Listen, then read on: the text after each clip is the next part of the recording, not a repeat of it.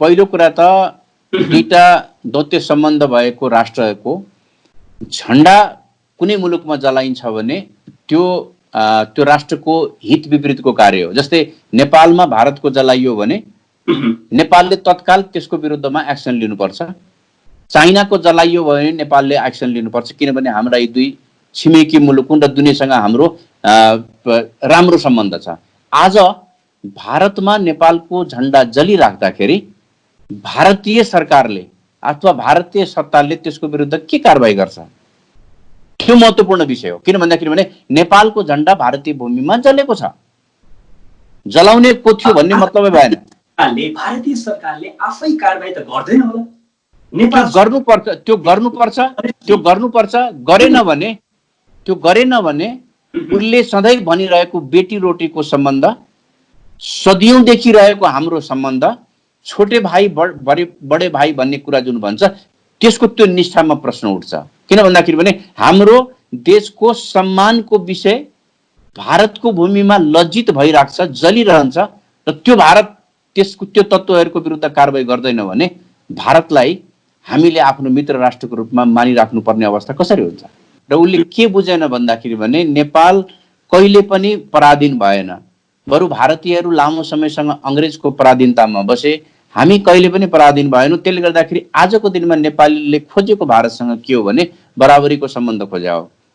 नरेन्द्र मोदीज्यूको पछिल्लो 2014 को भ्रमणको नेपाल र नेपालको प्रधानमन्त्री र भारतको प्रधानमन्त्रीको बीचमा भएको जुन एउटा जोइन्ट प्रेस रिलिज छ त्यसको बुँदा नम्बर 12 मा पनि भारतीय प्रधानमन्त्रीले बोर्डरमा हाम्रो विवाद छ, बोर्डरको विषय चाहिँ हामी वार्ताद्वारा समाधान गर्छौँ भनेर स्वीकार गर्नुभएको छ।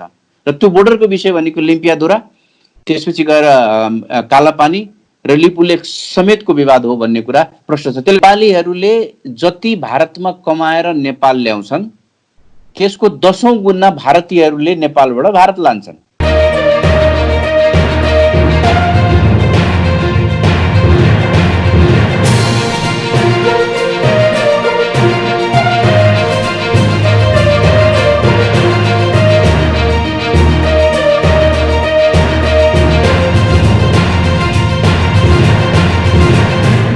दर्शक महानुभावहरू, होइस नेपाल इन्टरनेसनल बिग डिस्कोर्समा तपाईँ सबैलाई हार्दिक स्वागत छ।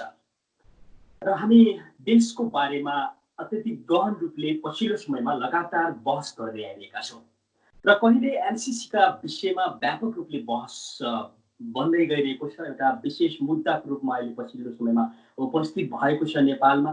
र त्यसै गरी सिमानाको विषयमा पनि व्यापक रूपले हामीले बहस गर्यौँ र कोभिड-19 को समस्या पनि हाम्रो अगाडि एउटा किसिमको जिउ भनौँ न, त्यो एउटा त्यसको फेस हामीले गरिरहेका छौँ। त्यसको समस्याबाट पनि हामी टाढा छैनौँ र यी यस्तै समस्याहरू पर्याप्त छन् र हामी नागरिकताको विषयमा पनि कुरा गर्नेछौँ। युवाहरू अहिले रोडमा छन्, इनफ इज इनफ भनेर चाहिँ एउटा किसिमको नारा चाहिँ तेर्स्याएर युवाहरू अगाडि बढिरहेका छन् र यस्तै विषयमा हामी गम्भीर रूपले बहस गर्नका लागि आज हामीसँग नेपाल बारका चाहिँ पूर्व महासचिव सुनिल पोखरेलज्यू उपस्थित भइसक्नु भएको छ। म उहाँलाई स्वागत गर्न चाहन्छु। नमस्कार सर। हस्, धन्यवाद। र अहिले जसरी एउटा किसिमको एक पछि अर्को मुद्दा थपिँदै गइरहेको छ, कोभिड-19 त छँदैछ होइन, एउटा यो ग्लोबल मुद्दाको रूपमा, एउटा समस्याको रूपमा सबैका अगाडि खडा भएको छ। र जसरी अहिले यो जुन सिमानाको कुरा पनि उठ्यो र यो सिमानाकै कुरामा पनि नेपाल र नेपालीको मन दुख्ने काम जसरी छिमेकीबाट भयो, यसलाई कुन रूपमा लिनु भएको छ? होइन, कस्तो भयो भने भारतसँग नेपालीहरूको एउटा राम्रो सम्बन्ध जोडिएको छ। त्यो विभिन्न तरिकाले सम्बन्ध जोडिएको थियो। हठात भारतले आफ्नो जुन नक्सा परिवर्तन गर्यो नोभेम्बरमा र त्यसमा चाहिँ नेपालको भूभाग लिम्पियाधुरा, लिपुलेख र कालापानीलाई जुन राख्यो, त्यो चाहिँ कस्तो देखियो भन्दाखेरि पनि अब यो विषय सीमाको विवाद भन्दा पनि नेपालको सार्वभौम सत्तासँग जोडिएको विषय बन्यो र यसलाई चाहिँ नेपालीहरूले तत्काल प्रतिवाद गरे। पछिल्लो समय जब त्यो एरियामा भारतका रक्षा मन्त्रीले बाटो नै उद्घाटन गरिसकेपछि यो विषय झन आक्रामक रूपमा आयो र हरेक मान्छेको के हुन्छ भन्दाखेरि भने आफ्नो मुलुकको सार्वभौम सत्ता र त्यसको भौगोलिक अखण्डताको बारेमा चाहिँ उसले कम्प्रोमाइज गर्दैन। र आजको दिनमा नेपालीहरू सबै एक ठाउँमा यही कारणले छन् कि नेपालको भूभाग चाहिँ भारतले अतिक्रमण गरेको हो, त्यो भूभाग चाहिँ पाउनुपर्छ र त्यसका लागि चाहिँ नेपालीहरू जुनसुकै मूल्य चुकाउन पनि तयार छन् भन्ने लाइनमा चाहिँ हामीले संविधान संशोधनदेखि भारतसँग वार्तासम्मका कुराहरू गरिरहेछौँ। मलाई लाग्छ यो विषय चाहिँ नेपालको सार्वभौम सत्तासँग जोडिएको विषय भएको हुनाले भारतले यो विषय चाहिँ बुझ्नु जरुरी छ। ओके, यो विषयमा भारतले गम्भीर देखिन्छ सुनिल सर, जस्तो अब उसले भनिरहेको छ, उसका मिडियाले भनिरहेका छन्, एउटा किसिमको चर्को रूपले दुई देश बीचको सम्बन्धमा चाहिँ एउटा दरार ल्याउने काम हामी त्यहाँको भारतीय मिडियाहरूका ती पछिल्ला डिबेटहरू, ती पछिल्ला जति पनि अपडेटहरू त्यो हेर्ने हो भनेदेखि पनि एउटा रगत उम्लिन्छ। यो मैले तपाईँले भन्दा पनि देशका नागरिकले, बाहिर बस्ने नागरिकले, नेपाली नागरिकले प्रत्यक्ष भनिरहेका छन्, लेखिरहेका छन् यो आवाजलाई। होइन, भारतीयहरूको के बुझाइ थियो भने नेपाल भनेको चाहिँ भारतको जहिले पनि सहयोगी देशको रूपमा हो, यो स्वतन्त्र देश होइन भन्ने बुझाइ थियो। पछिल्लो समयमा नेपालीहरूले जुन खालको पोजिसन लिए त्यसबाट भारतीय मिडियादेखि लिएर भारतीय सत्ता तिर्मिलाएको छ र उसले के बुझेन भन्दाखेरि भने नेपाल कहिले पनि पराधीन भएन, बरु भारतीयहरू लामो समयसँग अङ्ग्रेजको पराधीनतामा बसे, हामी कहिले पनि पराधीन भएनौँ। त्यसले गर्दाखेरि आजको दिनमा नेपालीले खोजेको भारतसँग के हो भने बराबरीको सम्बन्ध खोज्या हो। तिमी भूगोलको हिसाबमा, जनसङ्ख्याको हिसाबमा, हतियारको हिसाबमा ठुलो होला, तर सार्वभौम सत्ताको विषयमा चाहिँ भारत र नेपाल बराबरको स्थिति छ। भारतले के बुझ्नु पर्यो भन्दाखेरि भने यो 21औं शताब्दी ग्लोबलाइजेसनको बेलामा चाहिँ अब कुनै मुलुकमाथि उसको सार्वभौम सत्तामाथि मैले आक्रमण गरेँ अथवा हस्तक्षेप गरेँ भने त्यसले सहँदैन। त्यो नसहने जुन सन्देश हामीले दियौँ त्यसबाट भारतीय मिडिया र भारतीय संस्थापन तिर्मिलाएको। सायद मलाई लाग्छ उनीहरूले आफ्नो व्यवहारमा कोर्स करेक्सन गर्नु जरुरी छ। त्यो गर्यो भने सायद मलाई लाग्छ भारत र नेपालको सम्बन्ध चाहिँ पूर्ववत रूपमा रहन्छ। ओके, जुन पछिल्लो समयमा जुन पोजिसन नेपालले क्रिएट गरेको छ त्यो ठिक छ, सही ठाउँमा छ, जस्तो विवादै छैन। हेर्नुहोस्, सार्वजनिक गर्यौँ, त्यस पश्चात जुन एमेन्डमेन्ट बिल छ होइन संसदमा त्यो पनि पारित भयो। सबै यहाँसम्म हामी ठिक छौँ, राइट सुनिल सर? आज राष्ट्रपतिबाट प्रमाणीकरण पनि भइसकेको हुनाले त्यो विषय चाहिँ अन्तिम भइसक्यो, त्यो संविधानको भाग भइसक्यो अब। र तथ्य र तथ्याङ्क हेर्नुभयो, सुगौली सन्धिदेखि लिएर नरेन्द्र मोदीज्यूको पछिल्लो 2014 को भ्रमणको नेपाल र नेपालको प्रधानमन्त्री र भारतको प्रधानमन्त्रीको बिचमा भएको जुन एउटा जोइन्ट प्रेस रिलिज छ त्यसको बुँदा नम्बर 12 मा पनि भारतीय प्रधानमन्त्रीले बोर्डरमा हाम्रो विवाद छ, बोर्डरको विषय चाहिँ हामी वार्ताद्वारा समाधान गर्छौँ भनेर स्वीकार गर्नुभएको छ। र त्यो बोर्डरको विषय भनेको लिम्पियाधुरा, त्यसपछि गएर कालापानी र लिपुलेख समेतको विवाद हो भन्ने कुरा प्रश्न छ। त्यसले गर्दा भारतले हेफा प्रवृत्ति चाहिँ निरन्तर राख्यो। कागजमा एउटा कुरो गर्यो तर व्यवहारमा चाहिँ अर्को कुरो गर्दै आयो। तथ्य र तथ्याङ्क र भूगोलको हिसाबमा हेर्नुहुन्छ भने नेपालको त्यो भूमि हो भन्ने कुरामा विवादै छैन। ओके, जस्तो सुनिल सर, ठिक छ होइन, भारतका रक्षा मन्त्रीज्यू पनि भन्नुहुन्छ नेपाल र भारतको सम्बन्ध रोटी बेटीको सम्बन्ध हो, हाम्रो एउटा सम्बन्ध ऐतिहासिक सम्बन्ध छ। ओके, हामी मान्छौँ। मैले केही समय अगाडि मात्रै भारतीय जनता पार्टीकै नेता विजय जोलीज्यूसँग पनि कुरा गरेको थिएँ होइन। उहाँको नेतृत्वमा एउटा त्यस्तो किसिमको एउटा प्रभाव देखिन्छ कि हामी नेपाललाई सहयोग गरेका छौँ पटक पटक, भनेपछि उहाँहरूले सहयोग गर्ने बित्तिकै हामीले अन्य मुद्दाहरूमा मौन बस्दिनु पर्ने हो? होइन, तपाईँले उहाँहरूको त्यो भ्रम हो सहयोग गरेको छु भन्ने।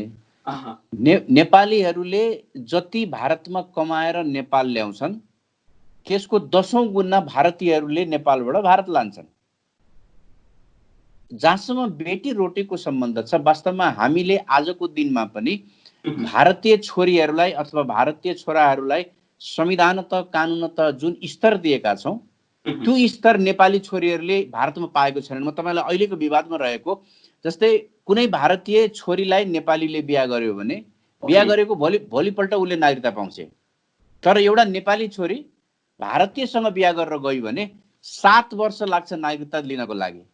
त्यसले गर्दा जोलीजीहरूले बुझ्नु के पर्यो भन्दाखेरि भने त्यहाँका नागरिकहरूलाई नेपालमा जुन सम्मान दिएको छ त्यो सम्मान नेपालीहरूले भारतमा पाएका छैनन्। त्यसले गर्दाखेरि दिने कुरामा उहाँहरूभन्दा हामी अगाडि छौँ। ओके, सरिता गिरीहरू चाहिँ लकी हुनुहुन्छ यो केसमा, नेपालले सजिलै नागरिकता दिन सक्छ। हामीले विभेदै गरेनौँ, छोरी र बुहारीमा विभेदै गरेनौँ, तर उहाँहरूले विभेद गर्नु भएको छ। ओके, जस्तो पछिल्लो समयमा सरिता गिरी जस्तो माननीय व्यक्तित्वले जुन तरिकाले एउटा स्वाभिमानमाथि ठाडो प्रहार गर्नुभयो, उहाँलाई पार्टीले समेत होइन चाहिँ यो संसद पद खारिज हुने गरी एउटा किसिमको त्यो तरिकाको एक्सन लिनुपर्ने अवस्था आयो।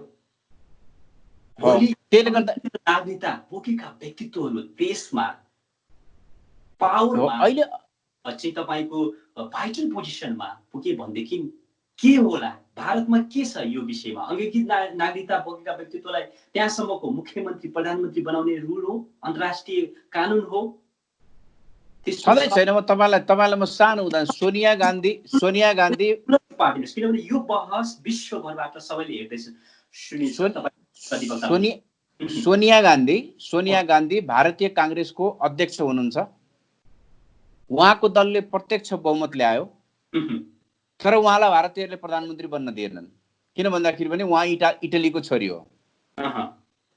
हामीले भारतीयहरूले त्यो विभेद गरे, हामीले त्यो विभेद गरेनौँ। हामीले समानताको हिसाबमा छोरी र बुहारीमा विभेद गरेनौँ, तर त्यसको फाइदा चाहिँ सरिताजीहरूले उठाउन खोज्नुभयो। र आज नेपालमा डिबेट के चलिरहेछ भन्दाखेरि भने यदि भारतले हाम्रो छोरीलाई 7 वर्षसम्म नागरिकता दिँदैन भने हामीले पनि भारतीय छोरीहरूलाई चाहिँ बुहारीलाई, अब नेपालमा आउने बुहारीहरूलाई चाहिँ केही समय रोक्नुपर्छ नागरिकता दिनको लागि भन्ने डिबेट सुरु भएको छ। अहिले संसदको राज्य व्यवस्था समितिले त्यो प्रस्ताव पनि पास गरिसकेको अवस्था छ। त्यसले गर्दा भारतले के बुझ्नु पर्यो भने उसले नेपालसँग गलत व्यवहार गर्यो भने उसका नागरिक पनि अथवा उसका जनता पनि पीडित हुन्छन्। र नेपाल आजको दिनमा चाहिँ सार्वभौम राष्ट्र हो, यो आफै आत्मनिर्भर हुन चाहन्छ।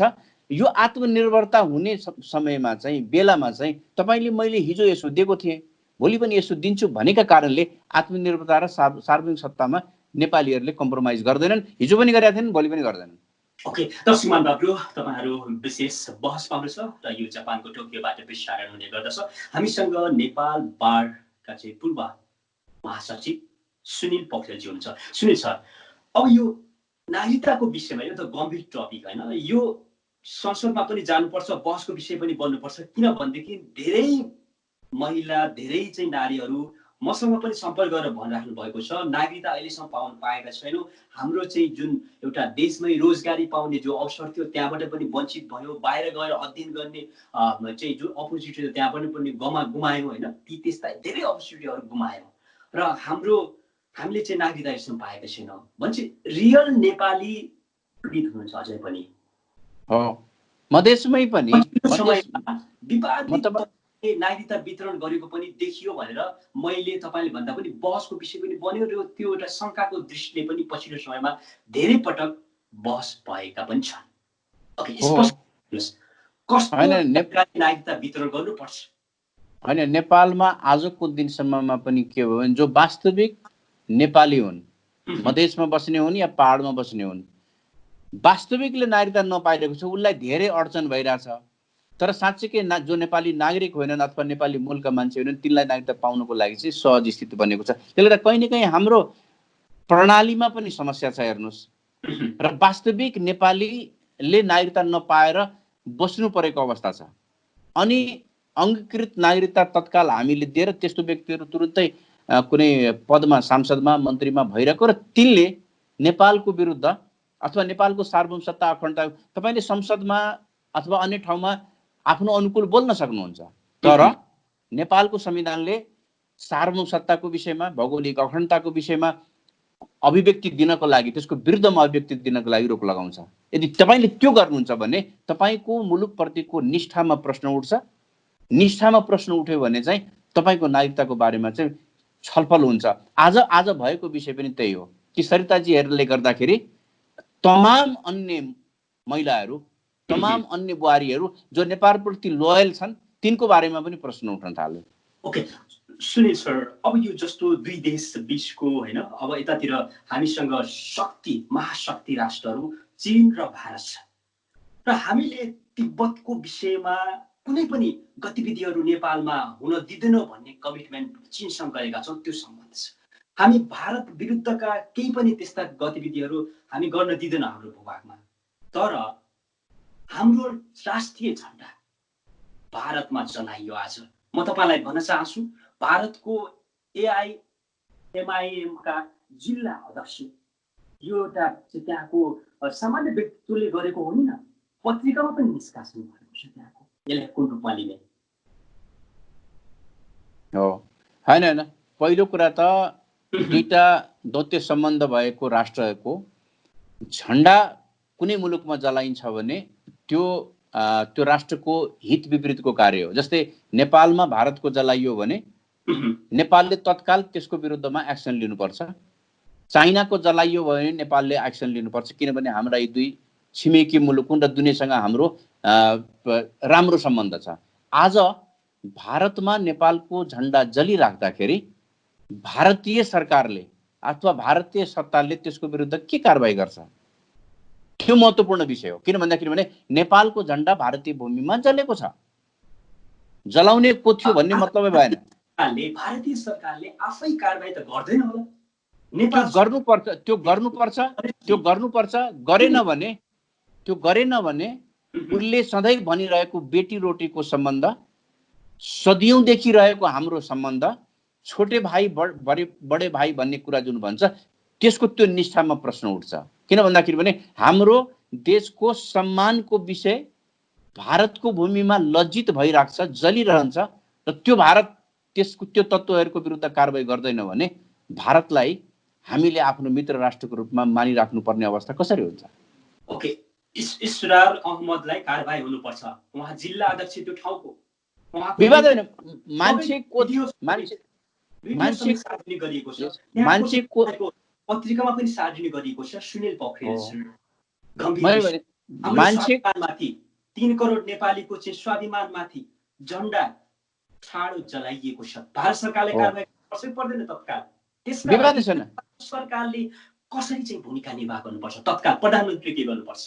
त्यो एउटा छिमेकी मुलुकको राष्ट्रिय स्वाधीनताको विषयसँग जोडिएको विषय हो। अर्को छिमेकी मुलुकमा त्यस्तो कार्य हुन्छ भने त्यसको विरुद्ध कारबाही हुनुपर्छ। मतलब नेपालले तत्काल त्यो विषयमा कूटनीतिक माध्यमबाट आफ्नो प्रोटेस्ट दर्ज गराउनुपर्छ भारत सरकारसँग। यो के भएको विषय हो, किन यस्तो भयो भन्ने कुरा। र मलाई अचम्म के लागिरहेछ भने भारतीय मुस्लिमहरू आजको दिनमा पनि आजको भारतीय सत्ताले बडा पीडित छन्, उत्पीडित छन्। उनीहरूको नागरिकता विधेयक ल्याइएको छ। हेर्नुहोस्, कश्मीरको स्वतन्त्रताको जुन एउटा संविधानको धारा त्यो 370 खारेज गरेको अवस्था छ। अनि त्यो सत्तालाई खुसी पार्नको लागि हाम्रो कतै केही भूमिकै नभएको मुस्लिम समुदायले नेपालको झन्डा जलाइरहेछ।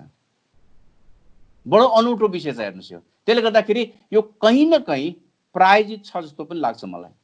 ओके, गम्भीर विषय हो, तत्काल कारबाही गरिनुपर्छ। त्यसका लागि सरकारले ठोस कदम पनि चाल्नु पर्दछ, त्यो हाम्रो मान्यता हो। र मन्त्रीको स्वार्थले बदनाम भएको भन्दै मेडिकल सामग्री खरिदबाट सेना बाहिरिएको छ। हामी खरिद गर्दैनौँ, अब यो प्रक्रियाबाट हामी बाहिर जान चाहन्छौँ, विवादमा फस्न चाहन्नौँ। मन्त्रीको त्यहाँ संलग्नता रहेको, विभिन्न समयमा बदनाम गरिएको र नेपाली सेना जस्तो चोखो संस्था जो एउटा देशको गौरव, उसले जुन प्रकारको निर्णय लिएको छ त्यो जायज छ? सुनिल पोखरेल, अब सेनाले यो सामग्री किन्नबाट आफूलाई विड्रो गरेको छ। नेपाल अहिले क्राइसिसमा छ। आजको दिनमा तपाईको लगभग 8000 संक्रमित पुगिसकेको छ। यसले यो संक्रमणबाट निस्किनको लागि नेपाललाई अब कस्तो असर पार्छ मलाई लाग्छ त्यो एउटा विचारणीय पक्ष हो। तर सेनाले आजको दिनमा जे गरेको छ नि, जे पोइन्टमा जे गरेको छ नि, यो खरिद सरिदमा यस्तोमा व्यापार बिजनेसमा सेना लाग्ने नै होइन। हेर्नुहोस्, पछिल्लो समय के देखेको छ भने नेपाली सेना सडक निर्माणमा, एयरपोर्ट निर्माणमा अनि सामग्री खरिद, व्यापार बिजनेसमा सेना लाग्यो। हेर्नुहोस्, सेना व्यापार बिजनेसमा लाग्ने होइन। आजको दिनमा पनि तपाईँ के देखिन्छ भन्दाखेरि भने जब सेनालाई आर्थिक विषयमा तपाईँले तान्नुहुन्छ, सेना बदनाम हुन्छ, त्यहाँ भ्रष्टाचारका कुरा उठ्छन्, अनि अल्टिमेटली के हुन्छ भने उसको निष्ठामा प्रश्न उठ्छ। त्यसले गर्दाखेरि म आजको दिनमा सेना त्यसबाट बाहिर निस्केको हो भने मलाई लाग्छ अब प्रवेश गर्नु हुँदैन। उसले ढिलै भए पनि सही निर्णय गरेको छ। अब सेना यस्तो खरिद बिक्रीको विषयमा आर्थिक मामिलामा पर्नु हुँदैन। उसको विषय भनेको सुरक्षाको विषय हो, राष्ट्रिय स्वाधीनताको रक्षाको विषय हो, त्यसमै केन्द्रित गर्नुपर्छ। अब हेर्नु न अहिले कस्तो हुन्छ भने सीमा रक्षाको लागि सशस्त्र प्रहरी पठाइन्छ कालापानीमा, सेना सामान किनेर बस्छ। सेनाको बारेमा प्रश्न उठ्छ नि, जानुपर्ने सीमा रक्षाको लागि सेना हो, सेना सामान किन्छ, सशस्त्र प्रहरीलाई सीमा रक्षाको लागि पठाउँछ। त्यसले गर्दाखेरि सेनालाई यसरी विवादमा ल्याउनु हुँदैन। उसको कार्य भनेको चाहिँ नेपालको सार्वभौमसत्ताको रक्षा हो, सुरक्षा हो, त्यो काममा लाग्नुपर्छ। यो जुन प्रकारको एउटा रस्साकस्सा देखिए, रस्साकस्सी भनौँ न, यो देखिन्छ जुन कतै यो भित्र अनियमितता, कमिसनको ठुलो एउटा किसिमको बार्गेनिङ त भइरहेको छैन। जनताको प्रश्न, किनभने यो गम्भीर विषय हो, अहिले हामी एकदमै चाहिँ यस्तो अनसिन वारमा छौँ हैन। जब ओम्नी प्रकरणमा सरकार बदनाम भएर फस्यो, ऊ त्यसबाट आफ्नो अनुहार बचाउनको लागि त्यो ठेक्का सेनालाई दियो। किनभने आजको दिनमा पनि नेपालमा कुनै एउटा यस्तो संस्था छ जो बदनाम छैन, जो विवादित छैन, त्यो भनेको नेपाली सेना हो। सरकारले के गर्यो भन्दाखेरि भने आफ्नो कालो अनुहारलाई बचाउनको लागि सेनालाई सामान खरिदमा हाल्दियो, जसको बारेमा प्रश्न उठ्दैन भनेर। त्यो कुरा अहिले सेनाले बुझ्यो।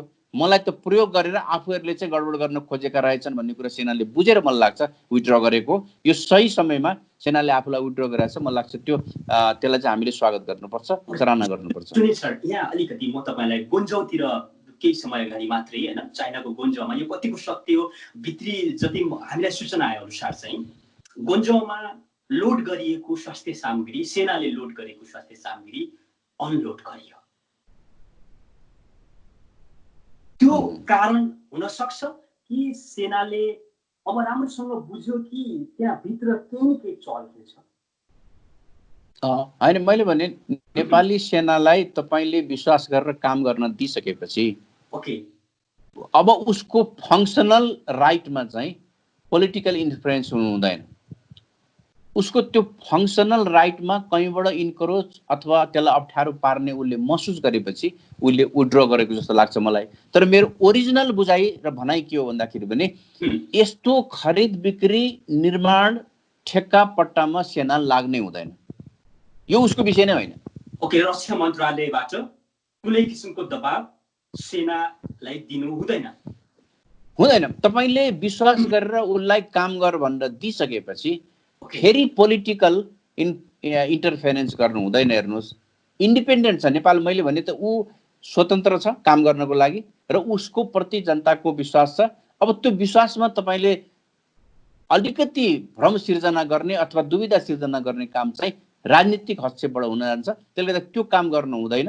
मलाई लाग्छ सेनाले त्यो कुरा भयो, हस्तक्षेप भयो, राजनीतिक कारणले गर्दा मेरो निष्ठामा प्रश्न उठ्न सक्छ, म विवादमा पर्न सक्छु, त्यो कारणले गर्दा उसले विथड्र गरेको, जुन मलाई लाग्छ उसले अगाडि नै गर्नु पर्थ्यो। अहिले गरेको छ सही। हाम्रो गौरवशाली संस्था नेपाली सेनाले जे गर्यो ठिक गर्यो।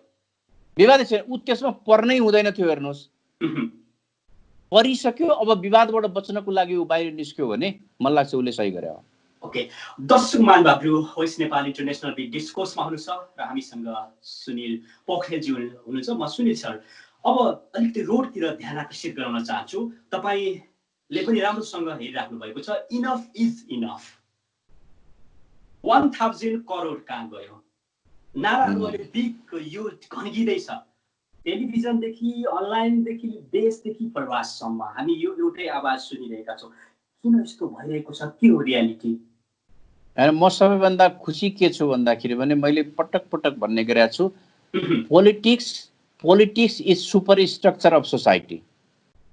यो सुपर स्ट्रक्चरलाई राम्रो बनाउन सकियो भने अरू इन्फ्रास्ट्रक्चर राम्रो भइहाल्छ। नेपालका युवा युवतीहरू राजनीतिलाई चाहिँ हेट गर्थे। राजनीति म गर्दिनँ, आई हेट पोलिटिक्स भन्थे। तर अहिले पोलिटिकल विषयमा जसरी युवा युवतीहरू सामाजिक सञ्जाल मार्फत एकीकृत भएर विकृति र विसङ्गति भ्रष्टाचारको विरुद्धमा आउनु भएको छ, सायद मलाई लाग्छ यो नेपालको पोलिटिक्समा कोर्स करेक्सनको एउटा मोमेन्ट हो। त्यो मोमेन्टलाई युवाहरूले लिड गरेको छ। नारा पनि के छ भने नेतृत्व युवाले गर्न पाउनुपर्छ भन्ने छ, देशकै नेतृत्व।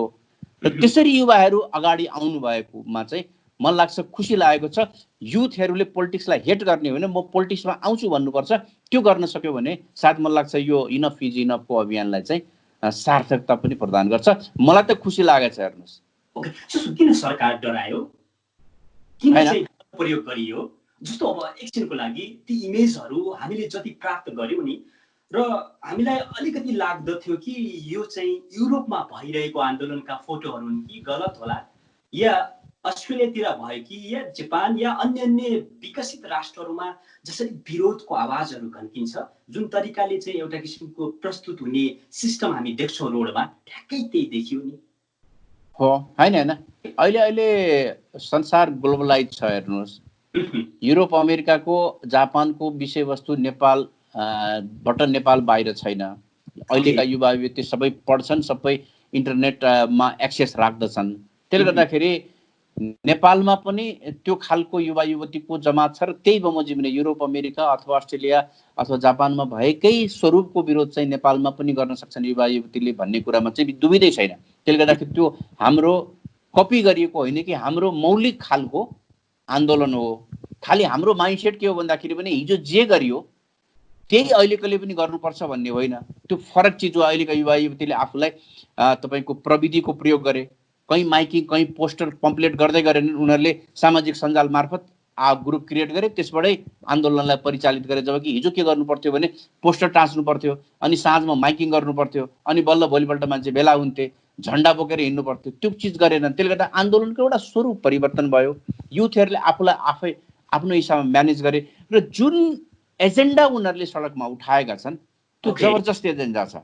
जबरजस्त नेतृत्व परिवर्तनको कुरा गरेका छन्, पृथ्वीतिर भ्रष्टाचारको विरुद्धको कुरा गरेका छन्, र पिपुललाई एजुकेट गर्ने कुरा गरेका छन्। म त हेर्नुहोस् कम्प्लिटली सकारात्मक छु। मलाई खुसी लागेको छ। म त इन्करेज भएको छु कि तिमीहरू आऊ अगाडि, ल्याऊ नेतृत्व। विवादै छैन, त्यो त्यही ग्रुप आउनुपर्छ। हेर्नुहोस् संसारभरि के हुन्छ भने अबको जुन राजनीति छ नयाँ ढङ्गले अगाडि बढ्छ, जुन पछिल्लो समयमा हामीले जनताले, नागरिकले एउटा किसिमको जुन महसुस गरेन नि मेरो सरकार, र जसरी हामीले भन्यौँ गाउँ गाउँमा सिंह दरबार बट देखिएन हैन। संसार तपाईले यो जुन पछिल्लो मोमेन्टले के देखाउँछ? हैन, यसले संसारमा के देखिन्छ भन्दाखेरि भने 60 वर्षपछि मान्छेहरू पोलिटिक्सबाट रिटायर गर्छन्। हामी कहाँ 60 वर्षपछि स्टार्ट हुन्छ। अब यो कोर्स करेक्सन हुन्छ। हेर्नुहोस्, अब संसारमा जस्तो तपाईँको संसारका लिडरहरू हेर्नुभयो भने तपाईँ बिल क्लिन्टनदेखि बाराक ओबामादेखि लिएर टोनी ब्लेयरसम्मका मान्छेहरू हेर्नुभयो भने उनीहरू 60 भन्दा अगाडि नै रिटायर भइसकेका छन् हैन। हामी कहाँ चाहिँ कस्तो भयो भन्दाखेरि 60 पछि सुरुवात हुन्थ्यो। अब युथहरू आउँदाखेरि चाहिँ मलाई लाग्छ त्यही खालको हुन्छ। र दुईटा विषय युथहरूले जुन उठाएको छन्, भ्रष्टाचारको विरुद्ध, व्यक्तित्वको विरुद्ध र पारदर्शिताको विरुद्ध जुन कुराहरू, पारदर्शिताको जुन कुरा उठाएका छन्, त्यसैले हो समाज बनाउने, रूपान्तरण गर्ने। पीसीआर स्वास्थ्यको विषयमा उहाँले उठाउनु भएको छ। पीसीआर पर्यो, पीसीआर हैन इनफ हुनु पर्यो, पर्याप्त जति हुनु पर्ने त्यो भएन, र आरडीटी माध्यम डब्ल्युएचले पनि त्यसले बिलिभ नगरेको कुरा हैन। र यो विषयमा पनि अहिले उहाँले उठाइराख्नु भएको आवाज सही छ। विवाद छैन। नेपालको सर्वोच्च अदालतले पनि पीसीआर को टेस्ट बढाऊ, आरडीटी को परीक्षण रोक भनेर आदेश जारी गरिसकेका छ।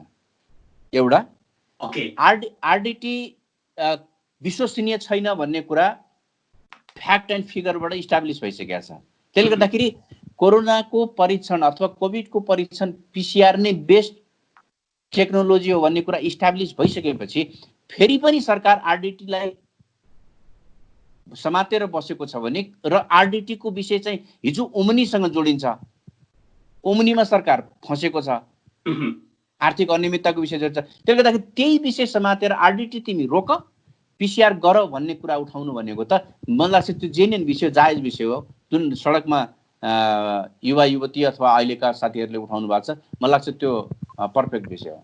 Okay, thank you so much, Sunil sir, for sharing your significant time. Yes, thank you. दर्शक महानुभावहरू, आजको यो बहस कस्तो लाग्यो? हामीसँग नेपाल बारका पूर्व महासचिव सुनिल पोखरेलजी हुनुहुन्छ। आजको यो बहस हेरिसकेपछि तपाईँहरूको प्रतिक्रिया पनि चाहिन्छ। त्यसका लागि तपाईँहरूले voicnepal@gmail.com र yazbitamraka.voicnepal@gmail.com पठाउन नबिर्सिनुहोला। आवाज विनरको आवाज हामी सधैँ पस्किनेछौँ। तपाईँहरूको आवाज हाम्रो आवाज हो। म यास्वी ताम्रकार बिदा चाहन्छु। नमस्कार, सबैको जय होस्।